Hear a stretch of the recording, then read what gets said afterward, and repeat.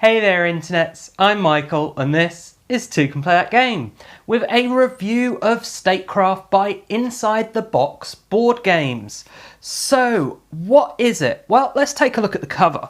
We have some bright cartoony characters at the bottom with symbols, all dressed in suits, looking very authoritarian and powerful. And it tells us here it's actually a prototype. So yeah, what Statecraft is it's a game currently up on Kickstarter, and I will put a link in the description, that is seeking funding. Now, it has already hit its funding goals, but there are stretch goals you can still help it reach by backing it now. So what is the game? Well, I'm not going to talk too much about the artwork and the component quality, etc., because with prototypes, that's very subject to change, but I will talk about the gameplay. So the whole nature of the game is that you are a leader of a political faction, building up their cabinet, choosing policies in order to gain supporters. Now, the game is actually scenario-based, and I think there are 10 scenarios in this prototype. I don't know if the Kickstarter is going to end up with more due to stretch goals, etc. That can give you a lot of flexibility in how you're playing the game, what you're trying to achieve in the game. But what you do each turn will still be the same. It's just what you're aiming towards that will be different. Now, the starting suggested one is a democratic election, whereby you're just trying to gain the most supporters possible. What I will say is don't run away screaming because I've mentioned that it's about politics, because you can enjoy this game even if you do not enjoy politics. But before I start talking about that anymore, why don't we take a look at the table for a closer look at exactly what Statecraft is and how it plays. So first thing you're going to do is pick your scenario. This will tell you how many supporters to lay out, and also how many of these politicians cards you'll draw whenever you do the recruit action. The other thing it tells you is the game end condition and the game winning condition. So in this case, it'll end after 8 rounds, and whoever has the most of these supporters will win. But how do you get these supporters? Well, you need to adjust your ideologies in order to match what these supporters want. So for example, this one wants 2 of the red and 2 of the yellow. So if I can get up 2, then I can campaign as a free action in order to take this. Now, how do I get that up? Well, I play policies from my hand. I can either endorse them, which plays them this way around and gives me bonuses of that amount, but it will cost me budget, so I adjust my budget according to that number, or I can denounce them, which means I play them on the underside and they count as minuses, but the budget still needs to be taken into account. But at the moment, I would like to endorse both of these. Well, I can endorse this one, so let's endorse that. So that affects my budget by 3 and will cost 1 and 1. There we go. I'd also like to endorse this one, but I can't, because when endorsing or denouncing, you have to have a matching speciality on your politician. So I could play this action, and actions will tell you on them what they do, and they're free to play. But instead, I'm going to discard it, because some of the actions cost cards being discarded. And the one I'm going to do is recruit. So I recruit, I draw 3 politician cards, there we go, and then I pick one to keep. So I want infrastructure, so I keep that one, discarding the other 2, and then I can announce this policy here, giving me 1 on anarchism, another 1 on socialism, and another 1 on capitalism. Then it's then my turn, so I draw up cards, then it'd be my other player's turn, and let's say they managed to get this supporter here, and then I look at my cards and I can try and get more supporters. So, oh, I forgot, I could have campaigned for that. So let's start by campaigning for that. Now, I don't have the most of the supporters yet, so I don't get the incumbent card. But if I get the most supporters, I'll get that incumbent card. So let's see, I want to endorse this policy, but I can't because I don't have security. So I'm going to have to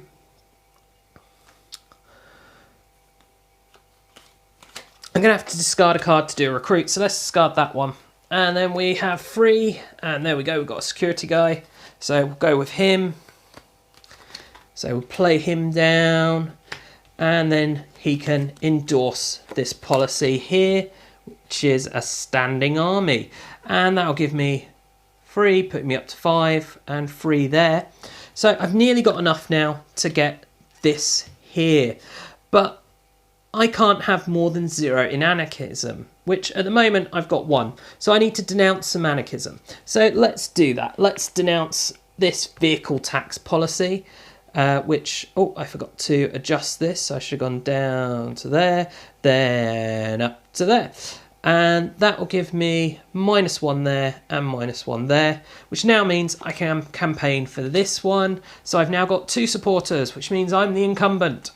The incumbent means you're in the lead, but it has some bad effects too. So, for example, when turning over these purple cards, when you're drawing, you turn them over and you activate them immediately. If it's an emergency, everyone has to do something, big game-changing thing. But you might also get one of these events, and these events will target the incumbent, making them discard cards or miss turns, all sorts of nasty things, as well as giving good things to everyone, including the incumbent. So you keep playing like this, drawing cards, playing your cards, adjusting your ideologies to gain your supporters until the end of the game, and then you check who has met the winning condition from your scenario. Whoever has, wins. So that is Statecraft. Well, what do I think of the game? I think that if I liked politics, I would enjoy it more.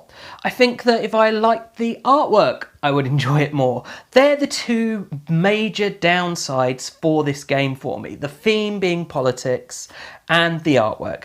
You know, the artwork we have here, this stylization, it isn't bad artwork, it's just this very stylized artwork. And it is in a style that doesn't particularly appeal to me. Now, you might love this artwork, in which case you're going to love the artwork throughout the rest of the game. What you see on the cover, what you've seen on some of the cards during the overview, that is what this artwork is about. One little thing I will add, and I hope maybe Peter will make some changes, is with these politicians, there's a lot of repetition on the artwork. It'd be nice for each of the politicians to look different so that you get more of a feel that it is a different politician.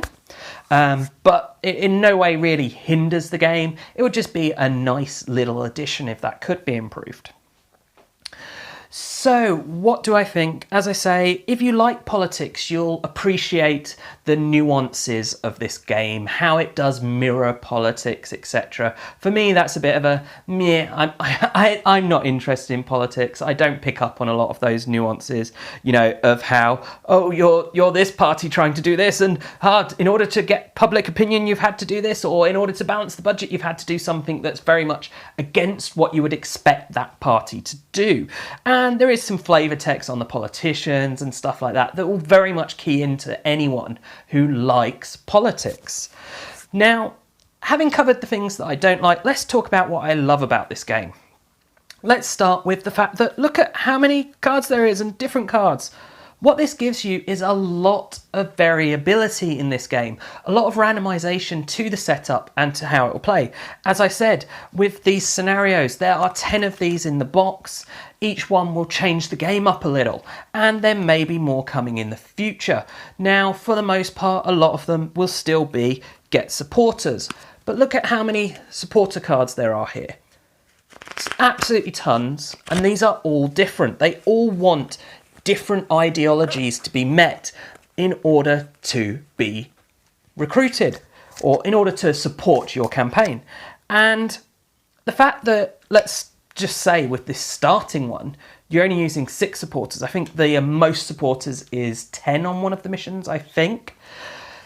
That means that you've got an absolute ton of these supporters, and you're going to have an incredible variety of what ideologies you actually need each game, and when you need to have them, and how you're going to have to change up what ideologies you've got.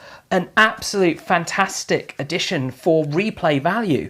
that makes this game fantastic is the combination of those scenarios and those supporters.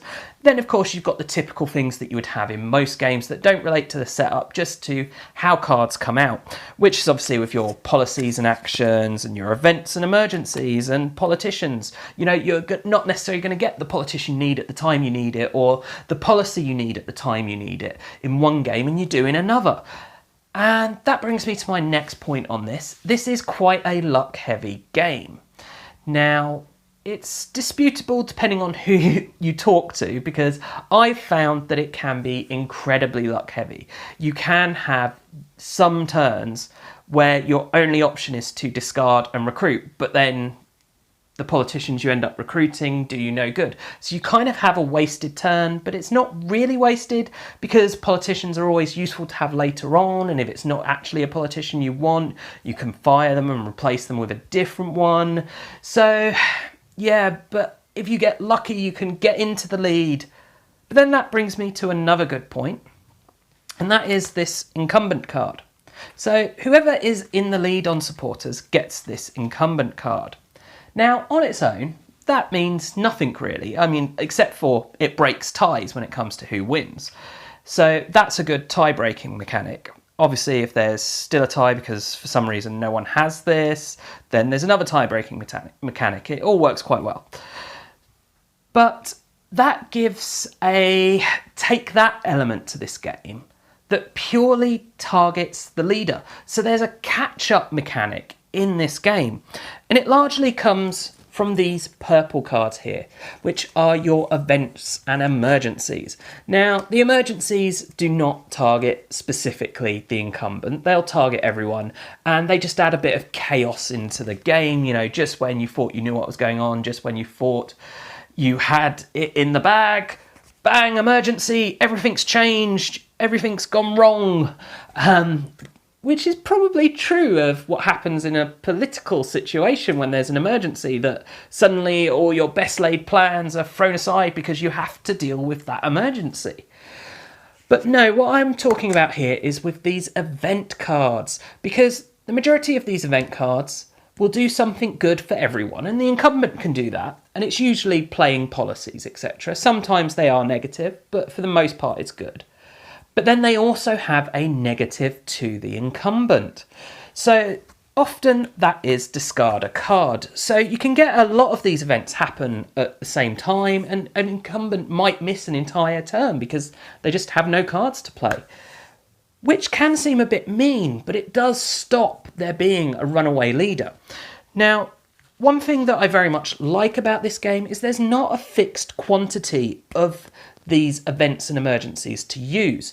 What is recommended is to split the entire deck of events and emergencies into 3 piles, and then shuffle one of those into your policies and actions. I think that is a good number to use for a 3 or 4 player game, because that then means that it stops an incumbent just running away with the lead, adds a nice element of randomness, and you never quite know what's going to happen to the game, but without it being whoever becomes incumbent will just be smashed down. I would say for 2 players, just using a third of the cards doesn't seem to be enough to stop a runaway leader happening, because of how many cards you go through in a game. The more players you have, the quicker you're going through cards. The fewer players you have, the fewer cards you go through. So the fewer of these events and emergencies you will actually see. So in a 2-player game, I would recommend that you use 2/3. That seems to give the same amount of take thatness as a third of the cards do in a 3 or 4-player game. So that then balances it really nicely. The fact that you can just alternate how many cards of these you use, and you can do it to your own tastes really. You could go, oh, well, we're doing a 2-player game. I want to make it a bit harder for someone to get a runaway lead, so I'll add a few more in. But rather than adding 2/3, I'll add a half of the cards or whatever. I like that you can do that. I like that it has that variation, that you can adjust it to the number of players, to your playing style. Really good and flexible. Now, something I haven't talked about yet is the faction leaders. So there's a lot of different faction leaders with different abilities, and this again is something that only really comes up during the setup, but adds more replay value. As you can tell, I really quite like this game. The fact that it never quite feels the same. Even playing just one scenario, you'll find it plays differently, and then you can change up which scenarios you're playing. Absolutely great for that. So what do I think about the main core mechanics of this game? And what I mean by that is it's the whole managing on your player board, your ideologies, your budget, etc. over the course of the game. I actually really like it. I like how cards can be multi-use. If a card is of no use to you, you can discard it to do something else. You can poach someone else's supporter. You can recruit politicians. There's always something you can do.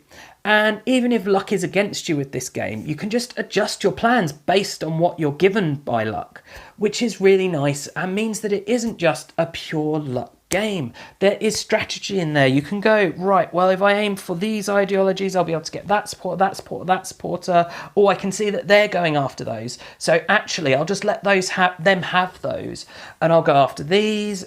There's a lot of back and fro. There is a lot of decisions you can make in this game, a lot of strategic planning you can do. Now, I will say with a 2-player game, it is much more strategic than with a 4-player game. I will say that I think because of the whole way it works with these ideologies and how that keys into the supporter cards and the fact that you're trying to get these supporters, if you have more people fighting over the supporters, you get much more poaching going on. There's much more you need to keep the balance here of your ideologies in order to keep your supporters. Makes the game better and more exciting.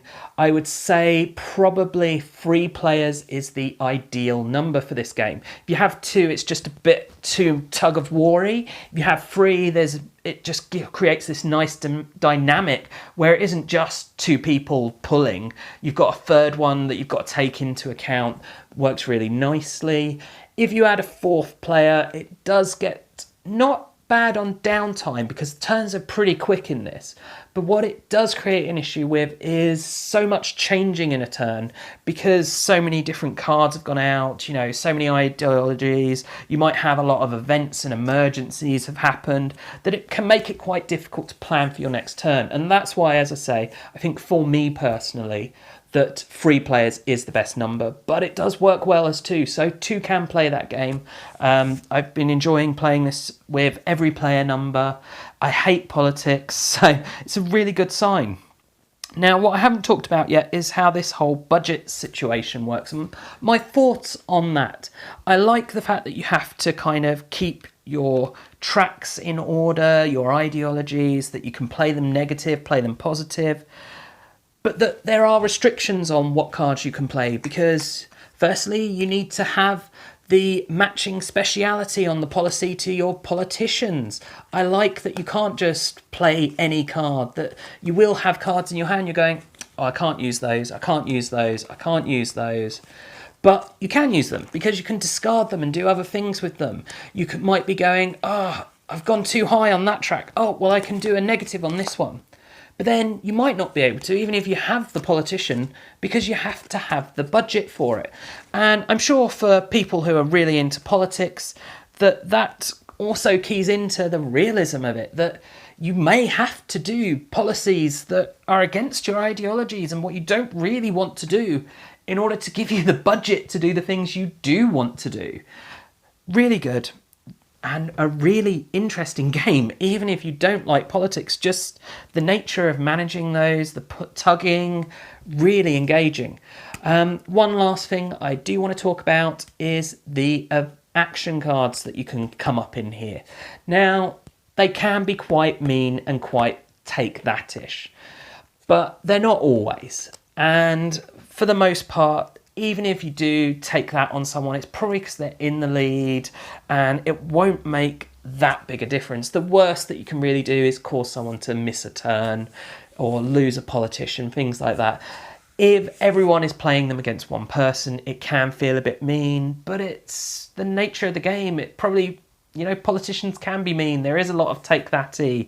With the whole incumbent suffering worse from the events, it fits to politics because whoever is the party in power always comes off worse no matter what they do when something happens, because frankly, no matter what they did, it's the wrong decision with one person or another person. They either didn't do enough or did too much or whatever. It works thematically if you're into politics, and if you're not, it doesn't hinder the game. The theme you can kind of forget about. You can go, rather than these being ideologies, they're just tracks of red, yellow, blue and green. Rather than this being budget, it's just money. You know, you can only spend so much money. It makes sense still. Everything still works and makes sense, even if you don't like the theme in this game. So yeah, in summary, a really good game. If you like politics, you will love it. If you like the whole hand management and budget management and just kind of trying to manage your resources with regards to your tracks and what cards you can play and when you play them, you will really enjoy this game. Okay, I do hope that you found this video useful. If you have, please do check out the rest of the videos on the channel, as well as subscribing to the channel and sharing it with your friends and family. And do also take a look at us on social media. You can find us on Facebook and on Twitter. And as always, thanks for watching and bye for now.